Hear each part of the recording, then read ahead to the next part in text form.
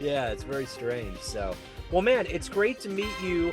You're surrounded by words with everything that you do. So I'm looking forward to peeling back the layers. But before we do that, I want to know. 4 years ago, we were in the thick of this pandemic. How did you make it through the pandemic, and how did it change you? Oh my goodness. Well, that was a turning point in my life because I used to work in the corporate world, so I actually spent 15 years in quality management, Yeah, and the last five I hated it. I dreaded going to work. And so when the pandemic hit and everything shut down, eventually in early 2021, I got let go from my job. They just couldn't pay me anymore. So it's like, well, there's not much you can do about that. yeah, So that like radically shifted everything for me because now I really had a chance to sit back and go, okay, what do I really want to do? Because I'm pretty sure it's not go back to a cubicle again. yeah, I would rather do anything besides that. So what yeah, can I do? So that's where I was like, I had a bunch of ideas, but the one that I guess ended up sticking was I just said to myself, well, I like proofreading. I'm good at it. I wonder if anybody would, pay me to do that. yeah, And it turns out people will pay you to do that. So that's how I got my start is right in the middle of pandemic. As I was turning 40, I'm launching this new career, I'm an entrepreneur where I wasn't before. And yeah, uh, yeah, of course, add that stress onto the top of, having kids and trying to manage school from a distance learning perspective. And whew, boy, that was tough, but yeah, started a new career, learned a ton of lessons, we got our mental health in order, which took a lot of doing. So yeah, man, I mean, you think about it, all of us, right? There was pre-COVID and post-COVID, and it's yeah. just such a change. But Oh yeah, we've been very fortunate that it's been a change for the better for our family. But yeah. I know it's not maybe true for everyone, but we're extremely blessed for us.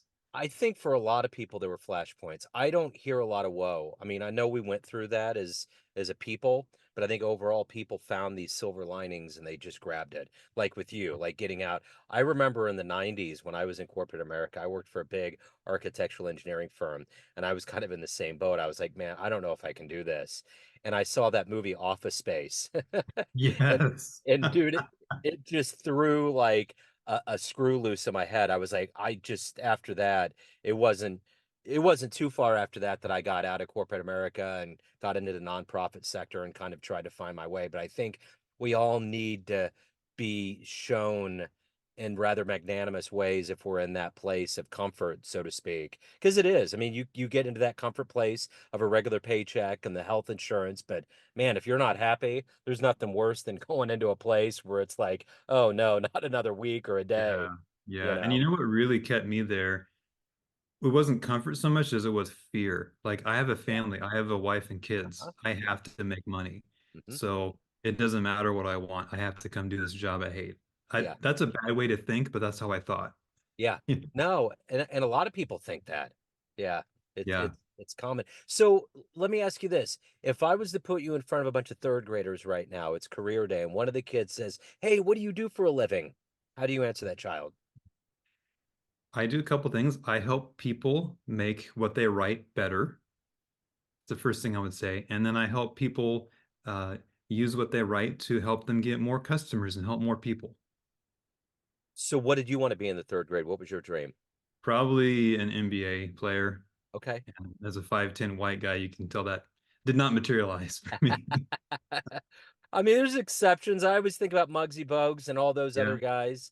But yeah, yeah, yeah, it's the thing that blew me away about going to see my first NBA game is that it's like a spectacle. Like the game was like there was DJs everywhere, lights going, everything, but the level of talent and what's going on down there is something that I'd never seen because in Kansas City, we just don't have a pro team, so I never yeah. had the chance. But yeah, again, along the lines of career day, I remember when I was in the eighth grade, a guy walked into the room and he picked up a marker and he wrote on the wall 0.000135. And he said, "What do you think that number means?" And we were all just like, "I don't know." He was like, "That's the chance that anybody in this building or that will ever make a professional sports team. It's that hard." Yeah. And it was just like, wow. you know. I mean, and that's not being Michael Jordan. That's being somebody that's just a name on the team. That's anybody, you know. Exactly. Yeah. So it's wild. So talk to me a little bit about where you were born and raised and how this love of the word and literature and how did all of this happen for you? Oh, yeah. So I was born and raised in Kansas. So, not a couple hours from Kansas City. Yeah. Like I said, a little town called Valley Center. It's on the map. You can find it, but not many people have heard of it. But I think that I was always just a well, I know I was always just a good student. I didn't do anything to get that. That's just who I am. Mhm. So, learning, taking tests, all that stuff always just came easy to me. And when I got into high school, I was the weird kid who liked Shakespeare in English class. Everyone was complaining. I'm like, this is cool. What are you talking about? Yeah. So, um, that I think I should have given me a clue at that point, like, hey, maybe you should look into English. But it took me a while. Yeah. My mom was an English teacher for a while before she married my dad, so it's definitely in my genes now that I think about it and look back on it. And I didn't really pursue that. My college education is not in that field. My job hasn't been in that field, but I always did it. Like I always, if one of my classmates needed to proofread a paper, I did it. I enjoyed writing papers. I enjoyed writing blogs and things like that. And so, like I said, when COVID happened, then I had a chance to reflect and say, what do I really want to do? And it can't be sitting in a fabric covered box somewhere. Yeah. It's like that's what I would love to do. Will someone pay me to do that? That was the question. And I was able to find a way to make that happen. I was able to find a way to market myself and help other companies and other people be successful with that. And so, I think it's part reflection, part luck, part divine providence. It's just life is so weird. I don't, it's hard to say what exactly Yeah. it is, but Yeah. it's all come together, and I'm very, very thankful and blessed for that. So when you were growing up, what was the book for you that was seminal in your development of loving literature or wanting to read more or something you go back to even to this day? When I was a kid, I think I read The Chronicles of Narnia by C.S. Lewis when I was in sixth grade for the first time. So that's one that I will go back to and read every couple of years. And then as an adult, it's kind of funny. I've read Lord of the Rings about three times now. And the first time I read it, I was like, "What? I don't get that. Like, why is this such a good book?" But for whatever reason, I gave it a second chance and I fell in love with it. Just absolutely fell in love with it. So now I've read it, multiple times. I've read the his companion works. I've gone deep into it. So as from like a literature perspective, those two authors, C.S. Lewis, J.R.R. Tolkien, and then also Isaac Asimov, Yeah. absolutely love everything he's read or written. Orson Scott Card. So there's a few out there that I really buy their books, go back to them, reread them, and just, love it every time. So do you think Peter Jackson did a good job depicting that in film? Oh yeah, I think so. I do Yeah. too. Yeah. I was actually quite happy. And even with Harry Potter, there's been some franchises that literally get it, and it's good to see it come to life. So I was just curious.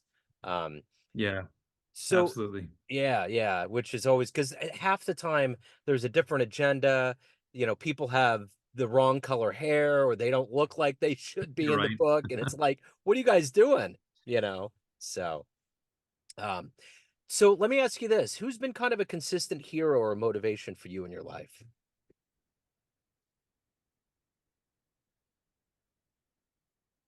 Boy, that is a wonderful question. I think for me, I suppose I probably look to my dad quite a bit, because something's really important to me is being a good father and a good husband. Yeah. And that's more important to me than what I do for a living, honestly. And I had a great example. I still have a great example in my dad. And I know enough people who didn't have that and have had to kind of learn it through other means. So I think, yeah, I think about him a lot and the things I've seen him do and the way I've seen him stand up for what's right and what's true and what's good, and the way he treats my mom and the way he treats my brother and me and anyone he meets. And so I try to I try to model that. So if I had a hero, yeah, I would say I think he's my dad is probably my hero. So let me ask you this, whether it's a writer or otherwise, if you could meet one fascinating person alive on the planet right now, spend a little time with them, who would it be? If it's someone who is alive right now, I can say if it's of all time, I would probably want to meet C.S. Lewis, Yeah, pick his brain. That guy was so far ahead of his time. yeah. Amazing. As far as someone who's alive right now, oh, trying to think of actually I see a lot of people like on YouTube interviews and things, and I think, boy, that would be an incredibly interesting person to go sit down and have a beer with. Yeah. Maybe Rick Beato. I don't know if you're in the Yeah. music scene. Do you know who that is? Absolutely. Yeah. He's a prolific interviewer. Yeah. Yeah, I would love to sit down. I think he just, as far as I can tell, the way he is on camera is the way he is in life. Yeah. And he seems like a great guy. He would just take an interest in you and listen to what you had to say and support you. So it might be him. Yeah, he just kinda I ran into him about 2 or 3 years ago, and he had a massive following, and I just had no idea, and I think a part of his allure, obviously, is his approach, but he's a musician as well, so there's so Mhm. many levels of him that make sense, but yeah, that would be cool to, spend a little time with him. So, I'm curious in your life, every day, what gets you up? What motivates you as an entrepreneur and to do the work that you do for clients to help them out? What is that for you? Yeah. It's going to sound, I don't know, it might sound dumb, but honestly, well, there's two things. Number one, I enjoy having a roof over my head and I enjoy having clothes on my back and food in my stomach. I think my family does too. So Yeah, that's a big, but I mean, obviously I love what I do and I just enjoy, I mean, I actually enjoy editing and writing. I enjoy finding mistakes and making text better, and I enjoy helping people in any way I can. So that's a piece of it. And also, honestly, there's the fear of having to go back to the corporate world. I really hate it that much. yeah. I will do anything not to do that. So anytime I feel overwhelmed or stressed out or I don't know what to do or scared, I think about, well, I could go back and call my old, one of my old bosses. Like, well, maybe I'll just push through and do this anyway. Yeah, absolutely. What's been one of your favorite client success stories? Um, I work with a functional medicine doctor, and it's kind of funny. I started out editing for them, and I did that till fairly recently. And one day they came to me and said, "Hey, have you ever done any writing?" And I said, "Well, I've done some blogs. I've written here and there." And they said, "Well, we need someone to come in and do some ghost writing for a weekly newsletter that we send out, like in the voice of the doctor. Would you be interested in that?" I said, "Yeah, sure." So I did a test article for them and it went over. And so for the next 18 months, every week I ghost wrote this article for them that went out to hundreds of thousands of their email subscribers. And it must have gone over very well because they kept having me do it for a very long time. They actually offered me a full-time job and I had to turn them down because I don't want a boss, Yeah, not going back there. yeah, But I think that was a great, like, here I had a talent that uh, I was able to utilize and a little bit and provide a little bit more service to them, take a weight off of their shoulders that they didn't have to worry about. And I just think it's funny to think that, someone is reading this newsletter, and if they only knew it was some guy in his basement in Everett, Washington, who really wrote the thing, yeah, what would right. they think? Yeah. Yeah, that's wild. So I'm curious, as an editor and a proofreader, either by osmosis or directly, you have to give a good advice to your clients. What's the best advice that you've ever gotten?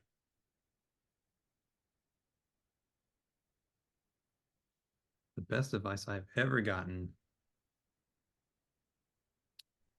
I think it comes from my dad again. There's kind of it's a two-parter. I would say number one, do what's right, and number two, always smile. Yeah, yeah, Of that's course, the good. way that the way that he said it was, always keep a smile on your face. It makes people wonder what you're up to. So Yeah, right. It works in a poker match or, yeah.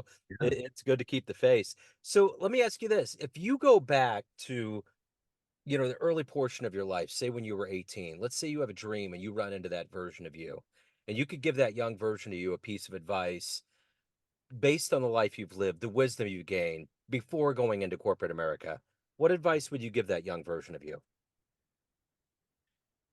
Yeah, I think the younger version of me had a very specific idea of what his future was going to look like. There was like this point of I need to get to this point and achieve that. And I think I would tell my younger self that's not generally the way that life works. And your life is going to be a lot more of a meander than a direct line. And be okay with that. Like, don't force something just because you think that it has to be that way, but just be open, enjoy today. Look at where you are today and say, how can I do what I'm supposed to do today?